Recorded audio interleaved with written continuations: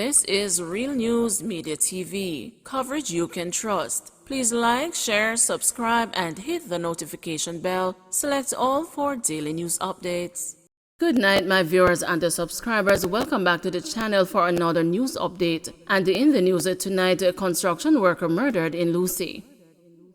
A construction worker was shot and killed in Lucy, Hanover on Wednesday morning.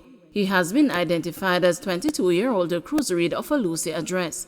The news has been told that about 7:45 a.m., Cruz was waiting for colleagues along Seaview Drive when he was attacked by armed men and shot multiple times. The police were summoned, and upon their arrival, the wounded man was rushed to the Noel Holmes Hospital, where he was pronounced dead. 37 people have been murdered in the parish of Hanover since the start of the year. Content Gardens St. Anne shooting sends residents scrambling for cover. A man who thought it was safer living away from Kingston was among residents of Content Gardens in St. Anne sent scrambling for cover after armed men shot a delivery man about 1 p.m. on Wednesday. The wounded man has been hospitalized. His name has not been released. Boy, at first me see a delivery man get shot. It go on about couple steps from which part me did there. A lucky make me still there.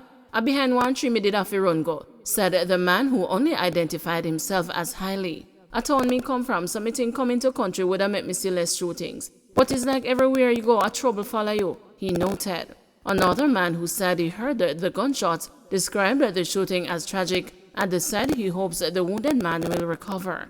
On my lunch me just did a go eat, and me hear a couple gunshot. By the time I go look, me hear people say them just shot a delivery man, he said. Police reports are that the man was in the Content Gardens area on a motorcycle when men drove up in a vehicle and opened gunfire, hitting him. The vehicle with the men then sped away from the scene. Residents alerted the police, who rushed the wounded man to the St. Anne's Bay Regional Hospital for treatment. A motive has not been ascertained for the shooting. 4 held in $600,000 robbery at a church, security guard among those detained. A security guard of a church was one of 4 men arrested after the place of worship was broken into and more than $600,000 worth of items stolen. The men who fled, leaving the stolen items after they were accosted by police, were held following investigations by lawmen into the robbery. It was reported that between 9:45 p.m. last Saturday and 12:30 a.m. the following day, the Spalding New Testament Church in Clarendon was broken into. The police said 6 speaker boxes, 8 LED lights, and a case of tissue were stolen.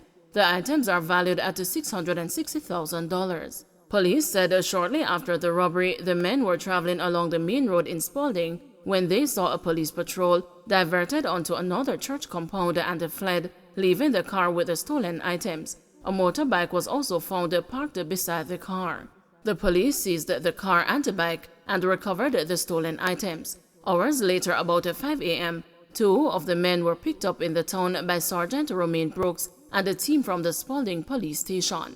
Sergeant Brooks was a member of the patrol team that saw when the men diverted onto the other church compound. One of the 2 men was the owner of the seized car and was found with a remote control for the vehicle. He was taken to his home in Ulster Spring, Trelawney, where lawmen found and seized top-shelf liquors, a crocus bag filled with cellular phones and tablets, and several flat-screen televisions. This man, police investigators later discovered, was recently released from prison after serving time for housebreaking and larceny. Another man was also discovered to be on bail for illegal possession of firearm and ammunition. He is banned from entering St. Anne and was reporting to the Belfield Police in St. Mary. Police said the other 2 men, the church's security guard and the owner of the seized motorbike, were picked up after further investigations. Bus driver dies following crash along Bogwalk Gorge. One of the coaster bus drivers injured in a motor vehicle collision in the Bogwalk Gorge in St. Catherine Tuesday night has died. Courtney Alexander died at the Spanish Town Hospital on Wednesday morning. His hand was severed in the incident. Mr. Alexander was the only occupant in his bus. The other bus driver remains in hospital. The incident occurred shortly after 10 p.m. when the coaster bus slammed into another that was transporting vendors and commodities from Kingston to Falmouth. About 15 people were on the bus along with goods. The passengers were treated for minor injuries. Government defends steps taken to deal with a bacterial outbreak at the Victoria Jubilee Hospital.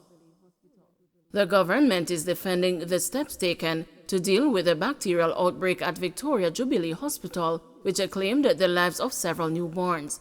Addressing Wednesday morning's post-cabinet press briefing, Minister with responsibility for information Robert Morgan said the administrators acted quickly to cauterize the effects of the bacterial outbreak. Mr. Morgan acknowledged the concerns about when the minister made the information public, but said the important thing for the government is the management of the issue. He said as soon as the outbreak was identified, the administrators of Victoria Jubilee Hospital and the medical staff worked really hard to solve the problem. When pressed on the admission by Health Minister Dr. Christopher Tufton that he was unaware of the initial outbreak in July, Minister Morgan maintained that the protocols that are in place worked. So yes, there is this conversation of should the minister have said it in January or should he have said it in February. But what is most important for us as a government is the management of the issue. Immediately, as there was a recognition, the administrators, the head of Victoria Jubilee, the nurses, the doctors worked really hard to solve the problem.